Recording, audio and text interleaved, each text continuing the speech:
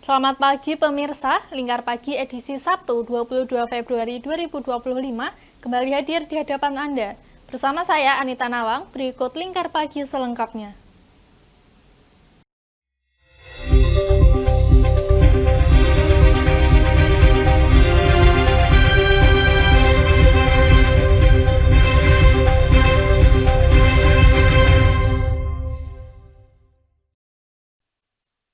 Sebanyak 46 warga negara Indonesia dipulangkan ke tanah air setelah diduga menjadi korban tindak pidana perdagangan orang atau TPPO di Myanmar pada Jumat dini hari.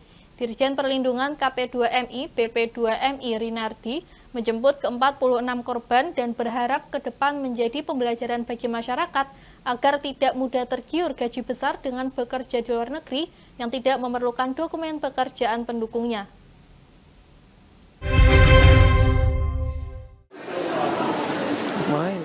Sebanyak 46 warga negara Indonesia tiba di tanah air setelah diduga menjadi korban tindak pidana perdagangan orang atau TPPO berkedok judi online di Myanmar melalui Terminal 2 Bandara Internasional Soekarno-Hatta, Tangerang, Banten, Jumat dini hari 21 Februari. 46 WNI tersebut disambut perwakilan dari Kementerian Luar Negeri Republik Indonesia serta dari Kementerian Perlindungan Pekerja Migran Indonesia atau KP2MI atau Badan Perlindungan Pekerja Migran Indonesia BP2MI.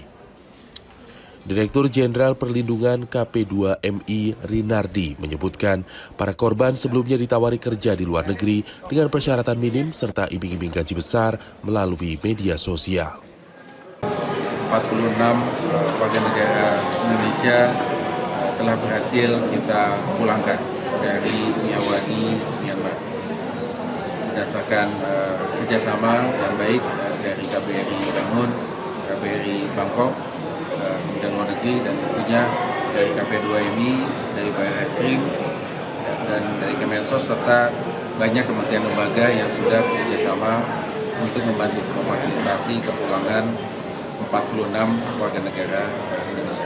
Jadi, ini seharusnya menjadi pembelajaran ke depannya bahwa masyarakat tidak mudah tertipu dengan iming-iming apapun, apalagi sekarang ini marak rayuan-rayuan melalui media sosial yang itu seolah-olah memberikan janji-janji kerja mudah tanpa dokumen, tanpa persyaratan lengkap, bahkan tanpa kompetensi.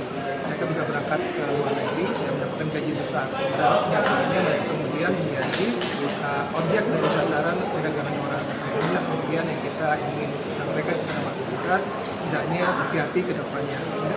Para pekerja migran yang berhasil kembali ke tanah air ini tidak langsung dipulangkan ke rumah lebih dulu, tetapi dibawa ke Trauma Center milik Kementerian Sosial yang ada di Jakarta untuk ditangani oleh pihak Kemensos. Komisi Pemberantasan Korupsi KPK masih terus memburu ex-kader Partai Demokrasi Indonesia Perjuangan PDIP Harun Masiku yang telah 4 tahun menghilang. Ketua KPK Setio Budianto mengatakan bahwa pihaknya akan memaksimalkan pencarian.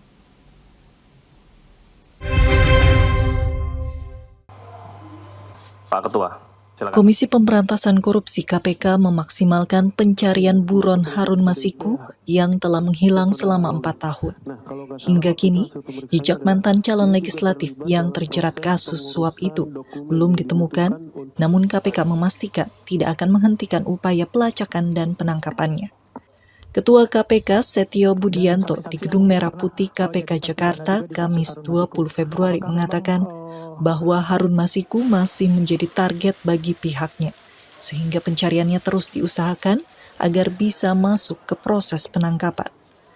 Ini juga kami sampaikan bahwa jejaknya memang sampai dengan hari ini belum diketahui, namun tidak mengendurkan upaya dari seluruh penyidik dan pastinya dari seluruh pegawai KPK untuk berusaha mengetahui dan mendapatkan.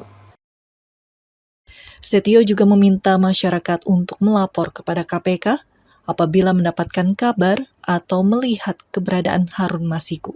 Sebelumnya, Komisi Pemberantasan Korupsi KPK telah menahan Sekretaris Jenderal Sekjen Partai Demokrasi Indonesia Perjuangan, PDIP, Hasto Kristianto, atas kasus dugaan suap dan perintangan penyidikan perkara buronan Harun Masiku pada 20 Februari di Jakarta.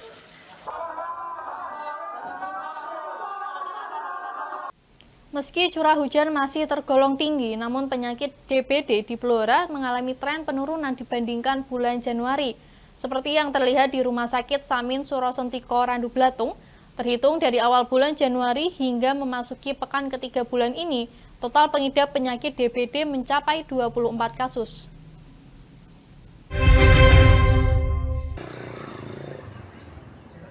Kepala RSUD Samin Surosentiko Randu Blatung Blora, Hartono, menuturkan selama bulan Januari total pasien DBD mencapai 12 orang. Angka itu tidak berubah hingga Februari 2025. Hanya saja memasuki pekan ketiga, semua pasien sudah dinyatakan sembuh dan tidak ada yang sampai meninggal dunia. Diketahui penyakit DBD mayoritas menyerang 21 anak dari 24 kasus yang terjadi. Untuk situasi kondisi penyakit DBD atau demam berdarah dengue di Rumah Sakit Samin ini mengalami peningkatan yang tajam di bulan Januari, di mana jumlah kasusnya sampai 24, terdiri dari 21 kasus pada anak-anak dan 3 pada orang dewasa. Alhamdulillah semuanya tertangani dengan baik dan sembuh, pulang dalam keadaan membaik dan sehat. Jadi himbauan kami selaku rumah sakit memberikan edukasi kepada keluarga, khususnya untuk menggiatkan PSN ya, pemberantasan sarang nyamuk dengan 3M ya. Pertama adalah selalu menguras tempat penampungan air seminggu sekali. Yang kedua dengan menutup tempat-tempat yang bisa menjadi penampungan air hujan yang sebagai perindukan sarang nyamuk Aedes aegypti. Yang ketiga dengan menyingkirkan atau mengubur barang-barang bekas.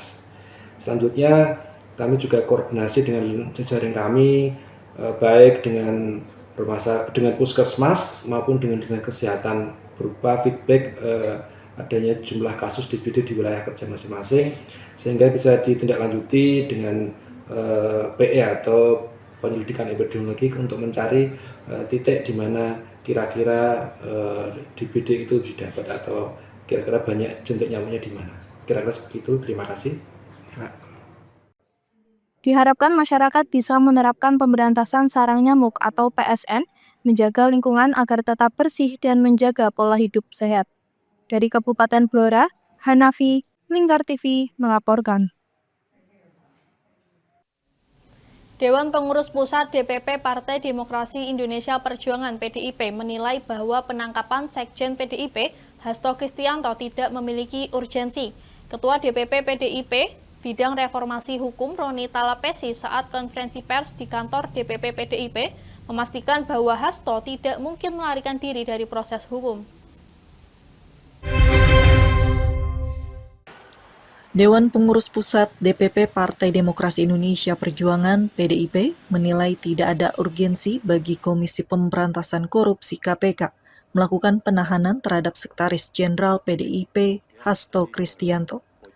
Ketua DPP PDI Perjuangan Bidang Reformasi Hukum Roni Talapesi saat konferensi pers di kantor DPP PDIP Jakarta, Kamis 20 Februari mengatakan Hasto selalu kooperatif dan masih mengikuti proses pra-peradilan di Pengadilan Negeri Jakarta Selatan, di mana PN Jaksel sendiri sudah menetapkan sidang perdana Hasto Kristianto pada 3 Maret 2025 mendatang. Selain itu, Roni sebagai kuasa hukum juga menjelaskan Hasto sedang mengerjakan banyak agenda partai, termasuk soal Kongres PDIP, sehingga tidak akan mungkin lari dari proses hukum yang dijalankannya.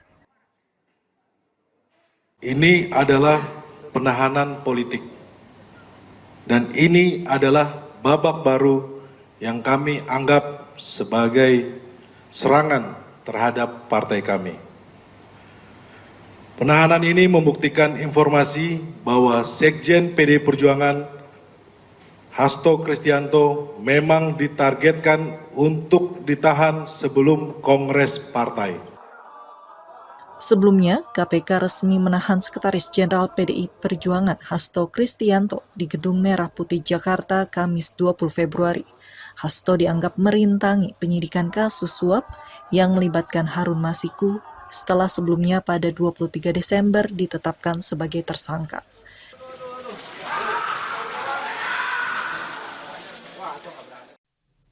Pemirsa, kita akan kembali lagi usai jeda berikut ini.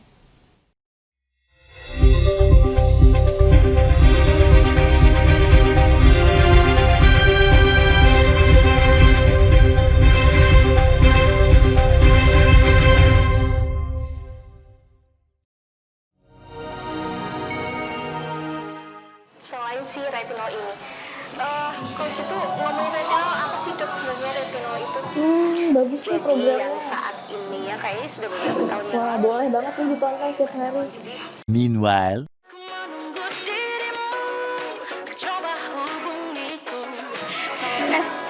Kamu lagi nonton apa sih dari tadi kok apem-apem mulu? Ini loh lagi nonton program Cantik Sehat di Lingkar TV. Bagus banget nih programnya. Nih. Oh, ada ya program kayak gitu? Ada loh di programnya di Lingkar TV. Kamu udah tahu kan Lingkar TV? Belum. Kan belum tahu Lingkar TV.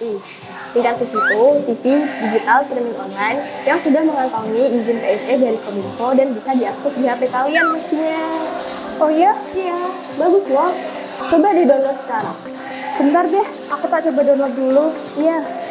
Selain program Cantik Sehat, kalian juga bisa menonton program lainnya di Lingkar TV dan bisa ditonton kapanpun dan dimanapun kalian berada loh. Gimana, udah bisa?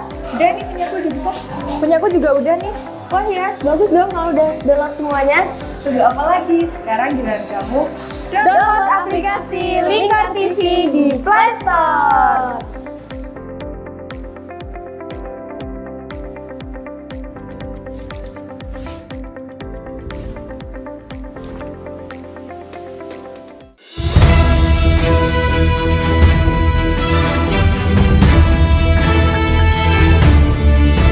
Menemani pagi Anda dengan menyajikan berita nasional dan regional yang dikupas secara akurat dan aktual untuk awali hari.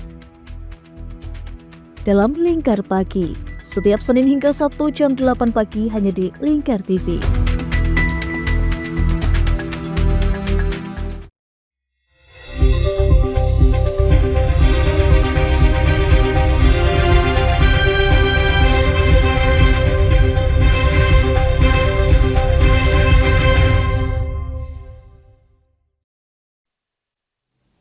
Ketegangan politik meningkat menyusul penahanan Sekretaris Jenderal PDI Perjuangan Hasto Kristianto oleh KPK. Hanya beberapa jam setelah penahanan tersebut, Ketua Umum PDIP Megawati Soekarno Putri mengeluarkan instruksi mendadak kepada seluruh kepala daerah dan wakilnya dari partainya.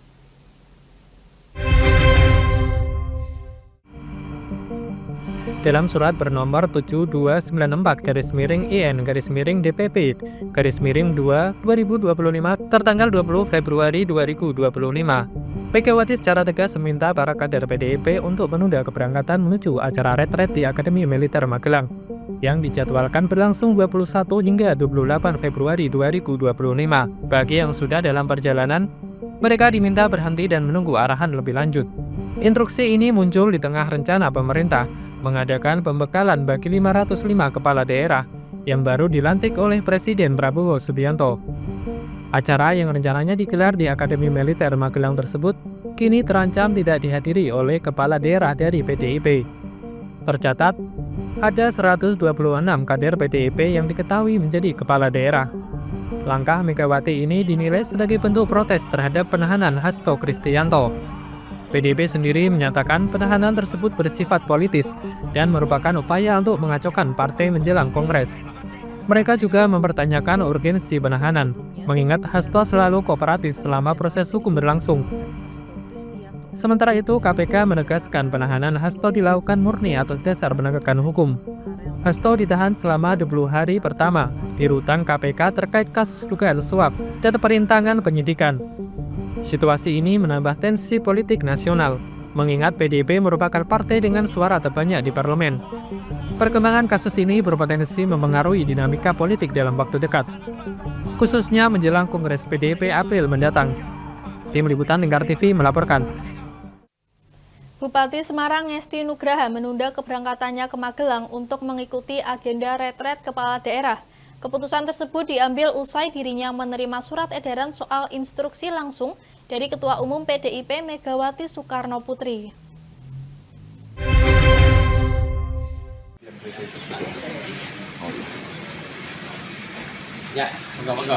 Bupati Semarang Ngesti Nugraha menunda keberangkatannya ke Magelang untuk mengikuti rangkaian agenda retret kepala daerah yang akan digelar selama 7 hari ke depan. Keputusan tersebut diambil oleh Ngesti Nugraha usai menerima surat edaran berisi instruksi dari Ketua Umum PDIP Megawati Soekarno Putri soal penundaan keberangkatan retret di Magelang kepada seluruh kepala daerah dari kader PDIP. Sebagaimana diketahui, surat edaran itu diterbitkan oleh Megawati untuk merespon penangkapan Sekretaris Jenderal atau Sekjen PDIP Hasto Kristianto oleh KPK pada Kamis sore. Menanggapi hal tersebut, Ngesti Nugraha yang juga merupakan Ketua DPC PDIP Kabupaten Semarang mengaku tengah menunggu perkembangan terkait instruksi dari Ketua Umum PDIP. Ia juga mengaku telah menerima surat edaran dari Megawati soal penundaan keberangkatan ke Magelang untuk mengikuti kegiatan retret kepala daerah. Meski demikian, ia tetap menunggu perkembangan dari pusat. Jika diizinkan berangkat, maka dirinya akan segera bertolak ke Magelang untuk ikut kegiatan retret. Jadi tadi malam kami mendapatkan surat itu, kami akan melihat perkembangan. Nanti kita lihat perkembangan, kalau nanti kita diizinkan untuk berangkat, kami juga akan segera berangkat. Gitu aja. Tapi kita menunggu perkembangan dulu. Gitu ya. Ready on call. Iya. Ready on call. Ya. Oke ya. Dari instruksi Megawati tersebut, para kepala daerah dan wakil kepala daerah yang berasal dari partai PDIP diminta menghentikan perjalanan ke Magelang. Dan jika sudah terlanjur menuju area retreat atau tengah dalam perjalanan menuju Magelang, untuk berhenti dan menunggu arahan lebih lanjut. Dari Kabupaten Semarang, Hesti Imaniar, Lingkar TV melaporkan. Bupati dan Wakil Bupati Semarang Ngesti Nugraha dan Nur Arifah telah resmi dilantik oleh Presiden Prabowo di Istana Kepresidenan Jakarta. Usai dilantik, keduanya menyampaikan harapan ke depan terkait perkembangan Kabupaten Semarang melalui program-program prioritas.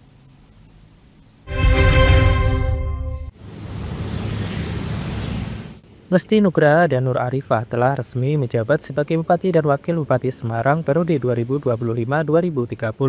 Usai dilantik dan diambil sumpahnya di Istana Kepresidenan Kamis kemarin. Ngesti Nugraha yang merupakan Bupati petahana di wilayah tersebut berkomitmen bersama Nur Arifah untuk membangun Kabupaten Semarang lebih baik lagi ke depan. Berbagai program prioritas disiapkan di era kepemimpinan keduanya selama 5 tahun ke depan. Di antaranya pendidikan, kesehatan, pertanian modern, dan swasembada pangan. Untuk itu keduanya harus dapat bersinergi dengan semua pihak di Kabupaten Semarang. Tidak hanya instansi pemerintahan, namun juga dapat bermitra dengan seluruh elemen masyarakat. Hal itu disebutkan oleh Sekda Kabupaten Semarang, Jarod Supriyoto, yang juga turut mendampingi Bupati dan Wakil Bupati Semarang dalam pelantikan di Jakarta. Tidak lupa mengucapkan selamat dan sukses kepada Bapak Haji Ngesti Nugraha SH dan Ibu Dr. Hajah Nur Arifah yang telah dilantik sebagai Bupati dan Wakil Bupati Semarang periode 2025-2030. Besar harapan kami dengan telah dilantiknya beliau Bapak Bupati dan Ibu Wakil Bupati akan terjalin kolaborasi kerjasama yang lebih apik lagi di dalam rangka mengemban tugas-tugas pemerintahan, tugas-tugas pembangunan, tugas-tugas kemasyarakatan di wilayah Kabupaten Semarang. Kami tentu saja berharap dengan adanya kolaborasi kerjasama antara Bupati, Wakil Bupati, dan juga didukung oleh perangkat daerah berupa kantor, badan, dinas, camat, kelurahan, desa. Ini tentu saja akan menghasilkan suatu kemajuan di Kabupaten Semarang dan juga dapat meningkatkan kesejahteraan masyarakat Kabupaten Semarang. Pada kesempatan yang sama, Bupati dan Wakil Bupati Semarang berkomitmen akan bekerja secara maksimal membangun Kabupaten Semarang lebih baik lagi, termasuk meningkatkan kesejahteraan masyarakat. Dengan mengucap syukur alhamdulillahirobbilalamin, saya bersama Ibu Dr. Anda Haji Nur Arifah tadi sudah dilantik oleh Bapak Presiden menjadi Bupati, Wakil Bupati Semarang. Kami mohon doa restunya, mohon dukungannya, dan juga mengucapkan terima kasih yang tak terhingga kepada semua pihak, kepada seluruh masyarakat Kabupaten Semarang, kepada seluruh partai pengusung yang telah bersama-sama untuk membantu saya bersama Ibu Dr. Anda Haji Nur Arifah sehingga bisa menjadi Bupati, Wakil Bupati Kabupaten Semarang. Kami mohon doanya semoga kami bisa bersama-sama membangun Kabupaten Semarang. Semoga Kabupaten Semarang semakin maju, semakin berkembang, dan masyarakat semakin sejahtera. Amin. Ya Rabbal Alamin. Monggo Bu Arifah. Dengan ucapan yang sama, saya mengucapkan syukur alhamdulillah pada hari ini kami sudah resmi, sudah dilantik oleh Pak Presiden secara langsung di Istana. Mohon doa restu kepada semuanya tanpa terkecuali untuk kami bisa menjalankan tugas dan kewajiban kami sebagai Bupati dan saya sebagai Wakil Bupati untuk Kabupaten Semarang menuju Baldatun Thayyibatul Barakah. Terima kasih. Amin. Keduanya berharap selama 5 tahun ke depan bisa menjadikan Kabupaten Semarang menjadi wilayah yang maju di seluruh sektor yang ada. Dari Kabupaten Semarang, Histi Maniar, Lingkar TV melaporkan. Pasca pelantikan kepala daerah di Istana Kepresidenan Jakarta Kamis kemarin, Bupati Pati Sudewo menggelar ramah tamah dengan dihadiri tokoh agama dan masyarakat.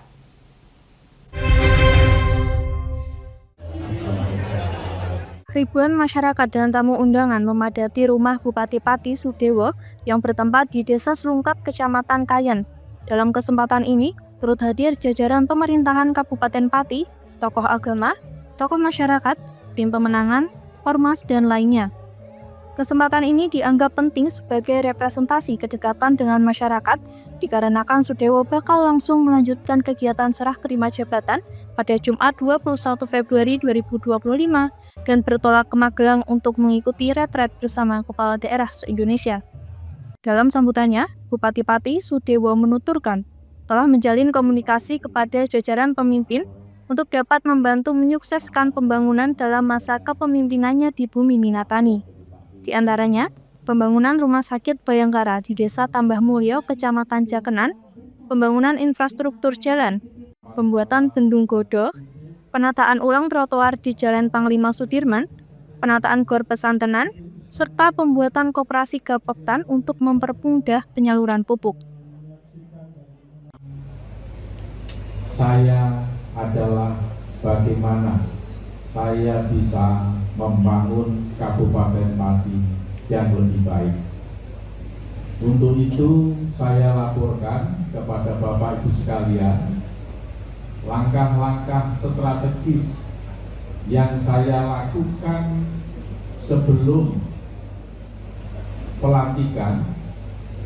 Saya bersama Pak Ahmad Lutfi, Gubernur Jawa Tengah, memperkuat sinergisitas dengan pemerintah pusat. Sementara itu, Sekretaris Daerah Kabupaten Pati, Jumani, menuturkan proses Pilkada 2024 telah usai dan telah lahir pemimpin baru yang siap memimpin wilayah Kabupaten Pati yang luas dan beragam. Jadi kalau Singapura itu ada 700 sekian kilometer persegi, Kabupaten Pati itu 1.500 kilometer persegi. Jadi Bapak Ibu sekalian, tingkat keberagaman, kemudian keberbedaan masyarakat Pati yang banyak dan luar biasa ini tentu membutuhkan seorang pemimpin yang betul-betul siap baik dari sisi pengalaman maupun kompetensi yang lain. Dan kita sangat yakin dengan pengalaman beliau di birokrasi yang selama ini akan banyak membantu beliau untuk memimpin Kabupaten Pati. Beliau menjadi anggota DPR RI, kemudian juga dengan networking jejaring yang luar biasa baik di level provinsi maupun di level pemerintah pusat. Ini tentu akan menjadikan percepatan di dalam pembangunan Kabupaten Pati. Saya kira itu Bapak Ibu sekalian. Pihaknya menambahkan, di bawah kepemimpinan Bupati Wakil Bupati Sudewo Chandra yang memiliki pengalaman birokrasi dapat membawa Kabupaten Pati lebih baik. Dari Pati, Mutia Parasti, Lingkar TV melaporkan. Pemirsa, kita akan kembali lagi usai jeda berikut ini.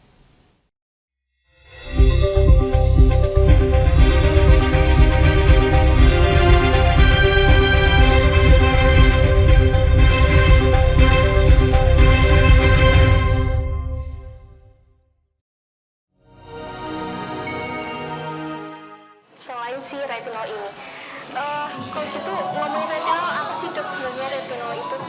Bagus nih programnya. Yang saat ini ya kayaknya sudah beberapa tahun yang Wah, lalu. boleh banget nih ditonton setiap hari.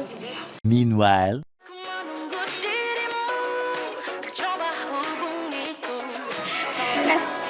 Kamu lagi nonton apa sih dari tadi kok apem-apem mulu? Ini loh lagi nonton program Cantik Sehat di Lingkar TV. Bagus banget nih programnya. Oh, ada ya program kayak gitu? Ada loh di programnya di Lingkar TV. Kau udah tahu kan Lingkar TV? Belum. Kan belum tahu Lingkar TV. Lingkar TV itu TV digital streaming online yang sudah mengantongi izin PSE dari Kominfo dan bisa diakses di HP kalian mestinya. Oh iya? Iya, bagus loh. Coba di-download sekarang. Bentar deh, aku tak coba download dulu. Iya. Selain program Cantik Sehat, kalian juga bisa menonton program lainnya di Lingkar TV dan bisa ditonton kapanpun dan dimanapun kalian berada loh. Gimana, udah bisa? Udah nih, punyaku udah bisa. Punyaku juga udah nih. Wah ya, bagus dong kalau udah download semuanya. Tunggu apa lagi? Sekarang giliran kamu download aplikasi Lingkar TV di Play Store.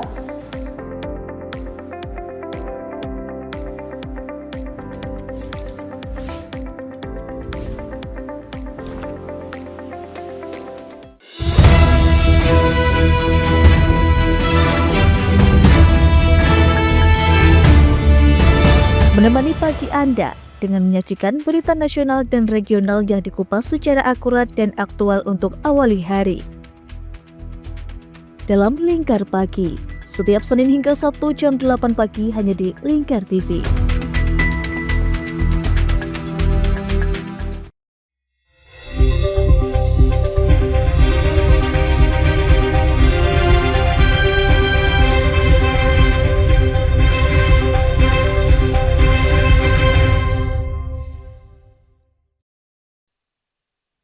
Serah terima jabatan Bupati dan pelepasan penjabat Bupati Pati berlangsung di Pendopo Kabupaten Pati yang berlangsung khidmat. Proses ini dimanfaatkan petani Punden Rejo dari Kecamatan Tayu untuk menemui Bupati terpilih yakni Sudewo guna menyuarakan persoalan yang dihadapi mereka.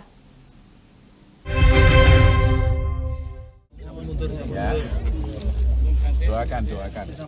Usai menyerahkan kenang-kenangan kepada Sujarwanto Dwiatmoko dalam gelaran serah terima jabatan Bupati Wakil Bupati Pati dan pelepasan PJ Bupati Pati, Sudewo Chandra langsung menuju ke DPRD setempat untuk mengikuti sidang paripurna dalam agenda sambutan Bupati terpilih. Momentum ini dimanfaatkan puluhan petani Punden Rejo yang tergabung dalam gerakan masyarakat Punden Rejo untuk meminta Bupati baru menuntaskan persoalan tanah mereka.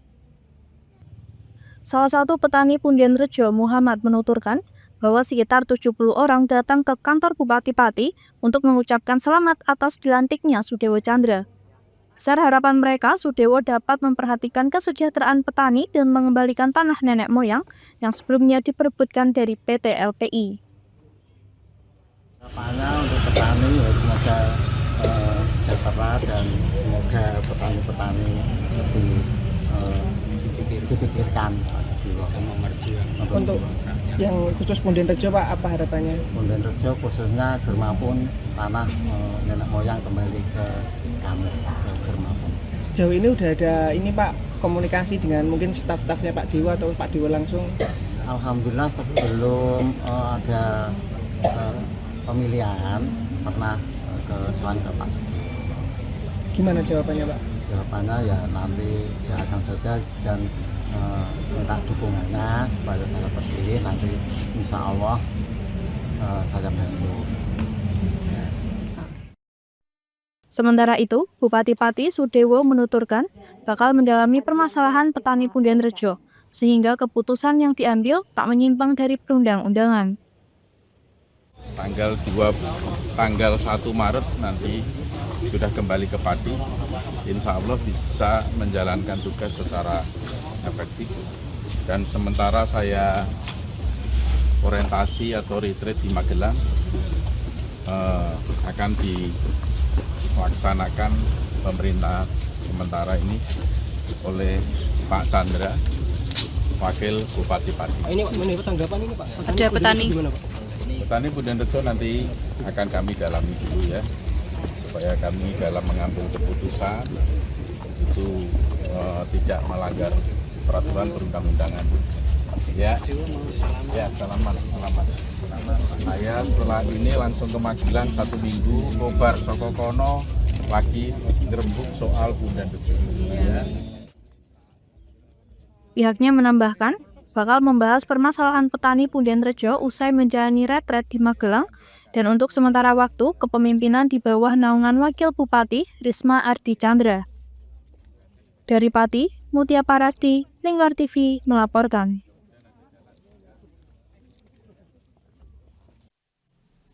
Gubernur dan Wakil Gubernur terpilih Jawa Tengah periode 2025-2030, Ahmad Lutfi dan Taj Yasin Maimun telah resmi menerima tampuk kepemimpinan Kamis kemarin.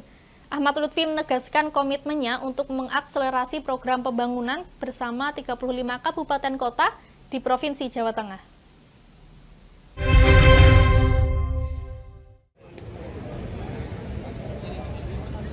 Gubernur dan Wakil Gubernur terpilih Jawa Tengah periode 2025-2030 Ahmad Lutfi Taj Yasin pada Kamis 21 Februari 2025 telah resmi terima tampuk kepemimpinan. Hal itu diketahui lewat serah terima jabatan Sertijab yang dipimpin langsung oleh PJ Gubernur Jawa Tengah, Nana Sujana. Sertijab tersebut dilaksanakan di Gedung Gradika Bakti Praja Kota Semarang sekitar pukul 21 waktu Indonesia Barat. Gubernur Ahmad Lutfi menegaskan komitmennya untuk mengakselerasi program pembangunan bersama 35 kabupaten kota di provinsi ini. Sinkronisasi program dengan pemerintah pusat menjadi fokus utamanya, terutama dalam sektor infrastruktur dan layanan dasar bagi masyarakat. Infrastruktur dasar yang pertama adalah jalan. Infrastruktur jalan provinsi harus diperbaiki dengan melibatkan kolaborasi bersama jalan nasional maupun kabupaten kota. Fokus kedua adalah infrastruktur sekolah, di mana kewajiban prevensi adalah di tingkat SLTA atau SMA yang berjumlah 2.600 sekolah. Dari 2.600 sekolah, sebanyak 600 sekolah rusak dan 1.200 sekolah masih harus diperbaiki atau sudah tidak layak huni. Swasembada pangan juga menjadi fokus selanjutnya. Lutfi menyebut, Jawa Tengah akan dijadikan lumbung pangan nasional, sehingga saluran-saluran sekunder sudah dilakukan mapping.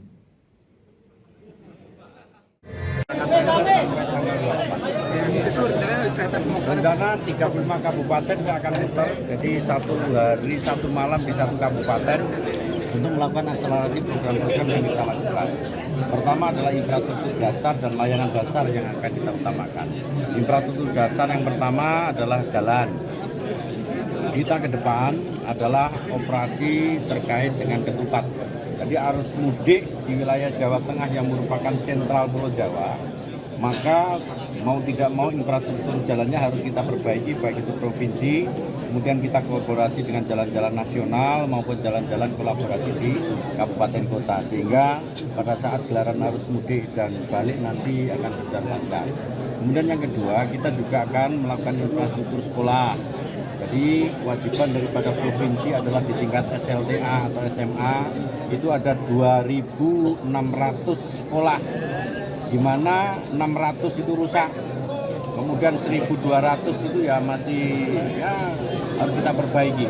Maka ke depan kita juga akan melakukan akselerasi, termasuk infrastruktur swasembada pangan, karena kita akan menjadikan Jawa Tengah sebagai lumbung pangan nasional. Maka saluran-saluran sekunder sudah kita mapping yang nantinya menjadi prioritas kita yang utama untuk kita lakukan, termasuk penyiapan daripada program pusat atau pemerintah dalam rangka pangan bergizi gratis yang nanti akan kita laksanakan. Nanti akan kita rapatkan untuk lebih cepat, dan saya sudah koordinasi dengan Badan Gizi Nasional kemarin yang nanti akan kita praktekkan di wilayah kita untuk menjadikan dapur dapur.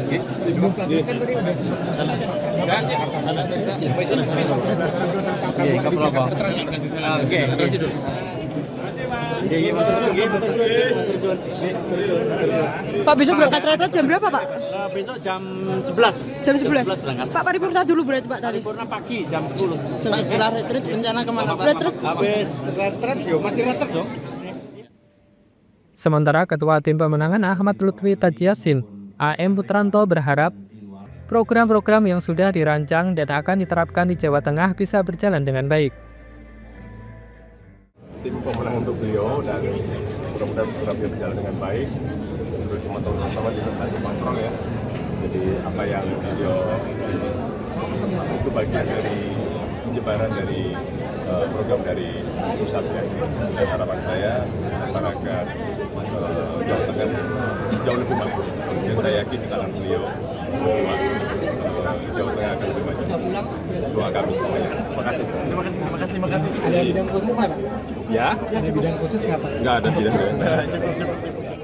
Dari Kota Semarang, Rizky Sahrul, Lingkar TV melaporkan. Gubernur Jakarta Pramono Anung memaparkan sejumlah program prioritas dalam 100 hari pertama kepemimpinannya. Dalam sidang paripurna di gedung DPRD Daerah Khusus Jakarta, Pramono menyebut sejumlah program mulai dari penyempurnaan layanan hingga penyediaan air bersih.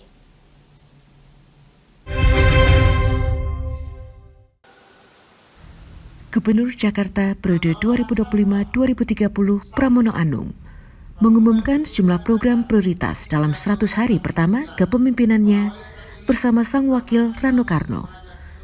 Dalam rapat paripurna di DPRD Daerah Khusus Jakarta, Kamis 20 Februari, Pramono menjelaskan, program tersebut mencakup penyempurnaan layanan dasar, peningkatan transportasi publik, hingga penyediaan air bersih bagi warga Jakarta.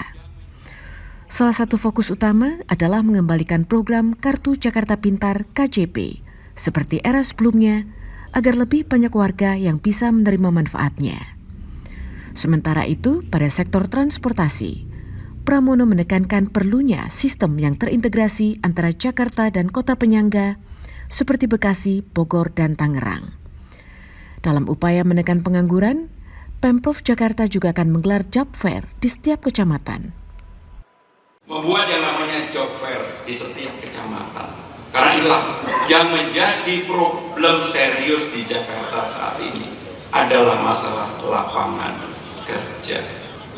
Saya termasuk akan merubah peraturan gubernur untuk PPSU, pasukan Orange, yang sekarang syaratnya SLTA saya akan rubah menjadi SD cukup yang penting bisa.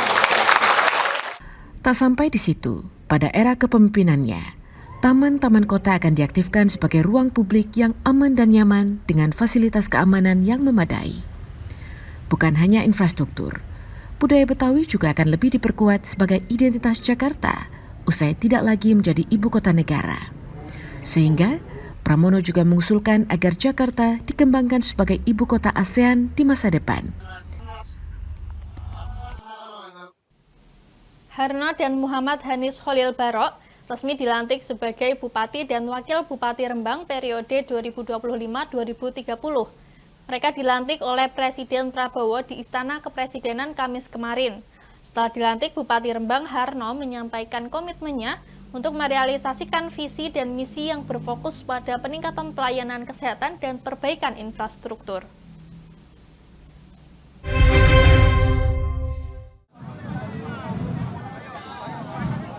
Dalam pernyataannya, Bupati Rembang Harno menegaskan akan mengutamakan kesehatan masyarakat serta pemeliharaan infrastruktur, terlebih nantinya menjelang puasa dan hari raya.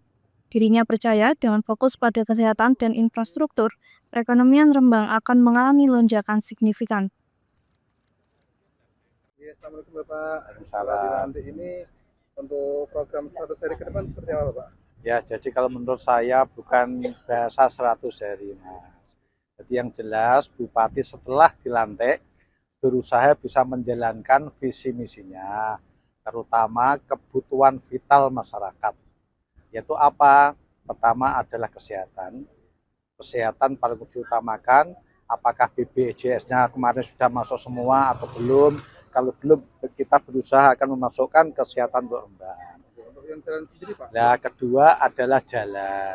Nah, untuk jalan karena ada informasi dan lain sebagainya, ya kita mengutamakan mana yang sangat dibutuhkan saat ini.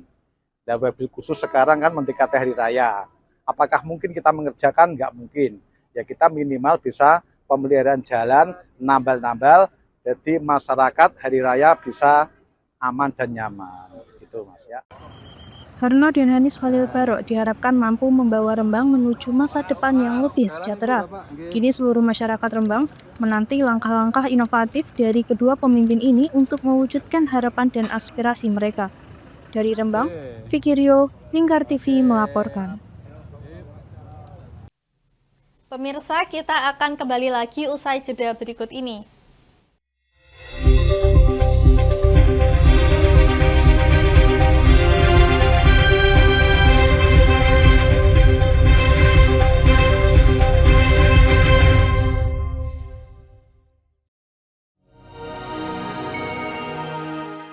Selain si retinol ini, coach itu ngomongin retinol apa sih dok sebenarnya retinol itu? Bagus nih programnya. Yang saat ini ya kayaknya sudah beberapa tahun yang Wah, boleh banget nih ditonton setiap hari. Meanwhile,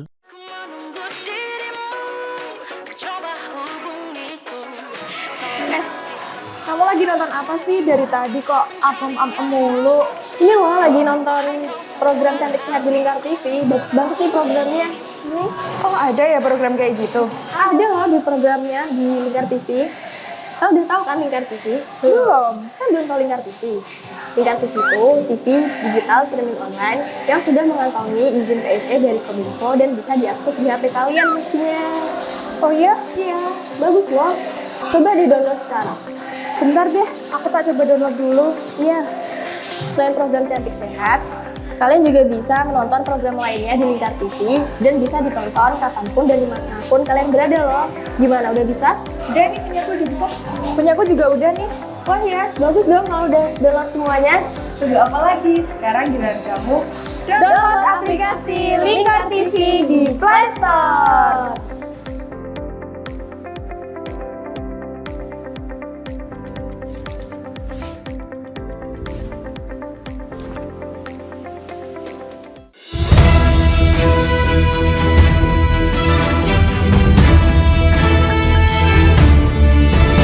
Menemani pagi Anda dengan menyajikan berita nasional dan regional yang dikupas secara akurat dan aktual untuk awali hari. Dalam Lingkar Pagi, setiap Senin hingga Sabtu jam 8 pagi hanya di Lingkar TV.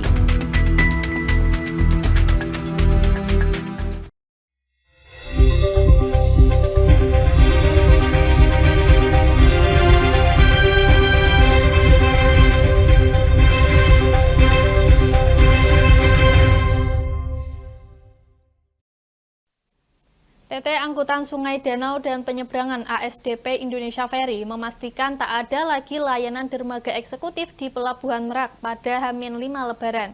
Hal itu disampaikan Direktur Utama ASDP Indonesia Ferry, Heru Widodo saat ditemui di dermaga eksekutif Pelabuhan Merak.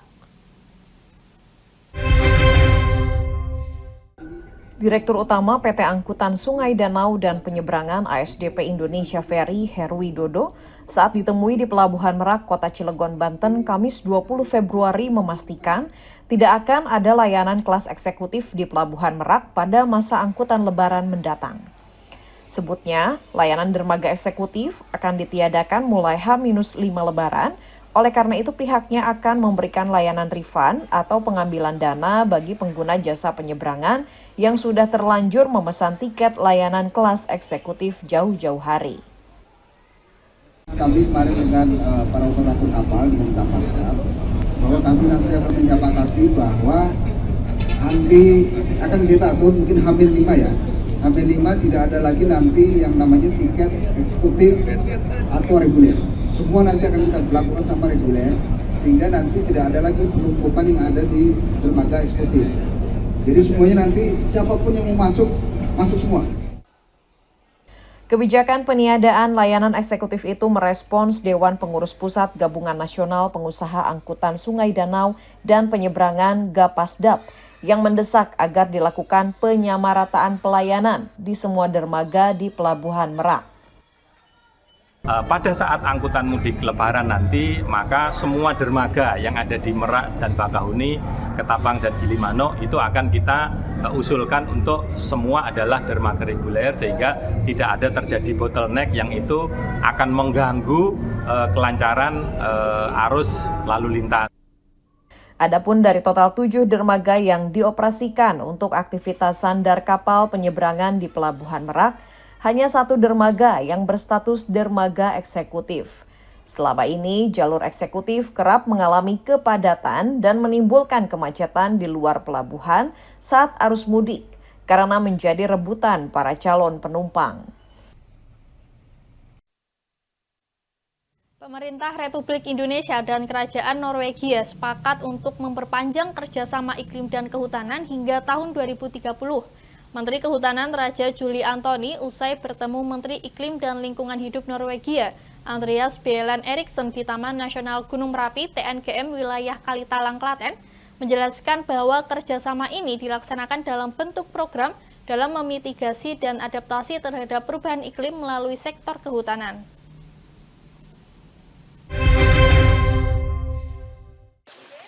Pemerintah Republik Indonesia dan Kerajaan Norwegia sepakat memperpanjang kerjasama iklim dan kehutanan hingga tahun 2030. Perpanjangan kerjasama ini menegaskan komitmen kedua negara dalam mencapai target iklim di sektor kehutanan dan penggunaan lahan. Hal ini disampaikan Menteri Kehutanan Raja Juli Antoni di sela kegiatan tanam pohon di Taman Nasional Gunung Merapi wilayah Kalitalang bersama Menteri Iklim dan Lingkungan Hidup Norwegia Andreas Bjelland Eriksen di Kabupaten Klaten, Jawa Tengah, Kamis 20 Februari 2025. Raja menjelaskan kerjasama iklim merupakan suatu program untuk melakukan mitigasi dan adaptasi terhadap perubahan iklim melalui sektor kehutanan. Kegiatan melihat langsung kondisi Taman Nasional Gunung Merapi adalah bagian dari implementasi kerjasama yang akan dilakukan pemerintah Indonesia dengan Kerajaan Norwegia. Dan kami sepakat untuk meneruskan kerjasama yang sudah baik selama ini sampai tahun 2030, Volume Net Sink 2030 ya. Jadi ini satu program di mana kita akan mencoba melakukan mitigasi dan adaptasi terhadap perubahan iklim melalui sektor kehutanan. Menteri Iklim dan Lingkungan Hidup Norwegia Andreas Bjelland Eriksen menyampaikan apresiasinya atas peran penting Indonesia dalam aksi iklim global. Kolaborasi dalam pelestarian hutan hujan dunia perlu dilakukan, hal itu menjadi krusial untuk mengatasi krisis iklim dan alam yang sedang terjadi. And at the same time, I think it's easy to see safeguarding and protecting rainforests as a cost and as a burden, but it's also a great opportunity for a country like Indonesia, and therefore also very happy to be here today to see how new jobs and new opportunities are created from preserving the rainforest. Dalam kegiatan tersebut, Raja Juli bersama Andreas dan rombongan menyempatkan diri untuk menikmati kuliner tradisional khas Merapi.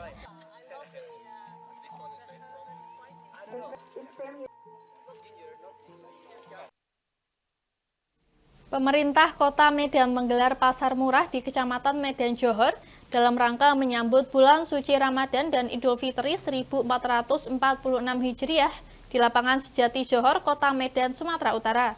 Pasar murah ini akan berlangsung selama 1 bulan hingga menjelang Hari Raya Idul Fitri yang menjadi salah satu upaya untuk menjaga stabilitas harga sejumlah bahan pokok.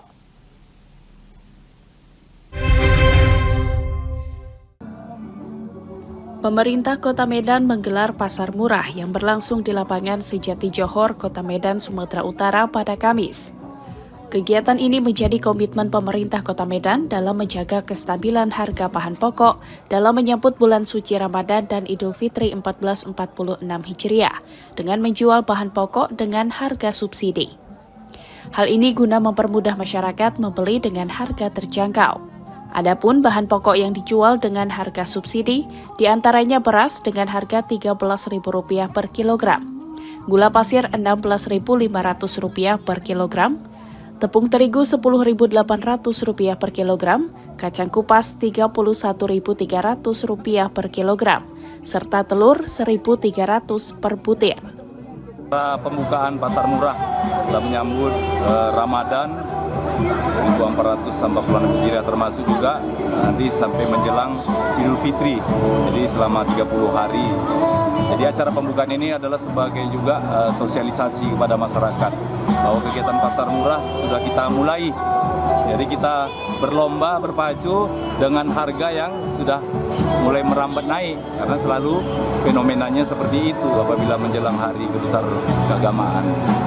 Dengan pasar murah ini masyarakat seperti kayak kami lah, masyarakat terbantu lah dengan ada pasar murah, karena kan bahan sembako sekarang kan tinggi, apalagi beras sekarang 1 kilo 15 grosir, kok di sini 13, kan udah membantu masyarakat. Seperti telur juga gitu juga, paling murah di penjualan 15, di sini udah 13. Jadi kami sangat terbantu lah dengan adanya pasar murah. Indra Gunawan menambahkan pasar murah ini digelar di 21 kecamatan dan 151 kelurahan di seluruh Kota Medan. Pasar murah ini berlangsung mulai 20 Februari hingga menjelang Hari Raya Idul Fitri 2025. Memperingati Hari Peduli Sampah Nasional 2025, Direktorat Polairut Polda Banten dan petugas dari sejumlah instansi seperti Lanal, Basarnas, PHRI, dan masyarakat Banten melakukan aksi bersih-bersih sampah di sepanjang Pantai Bandulu, Anyer, Kabupaten Serang. Kegiatan ini dilaksanakan untuk membangun kepedulian masyarakat dalam menjaga lingkungan pantai yang bersih agar semakin nyaman dikunjungi wisatawan.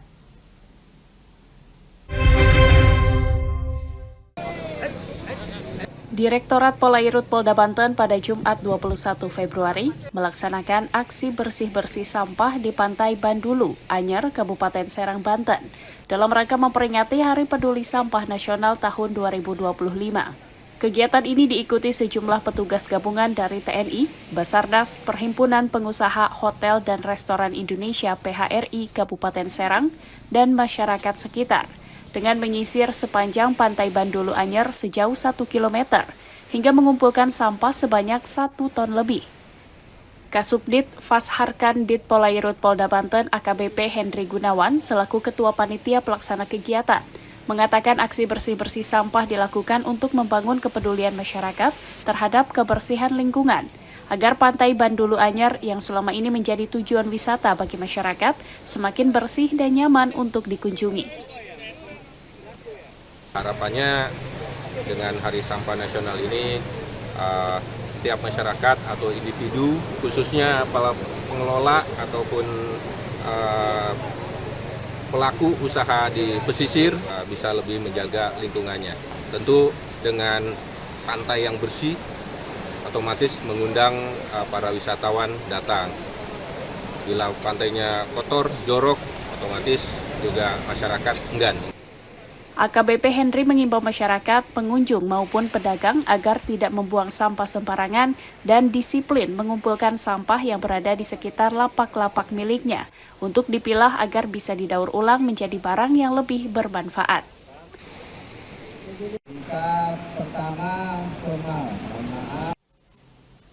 Pemirsa, demikian Lingkar Pagi kali ini.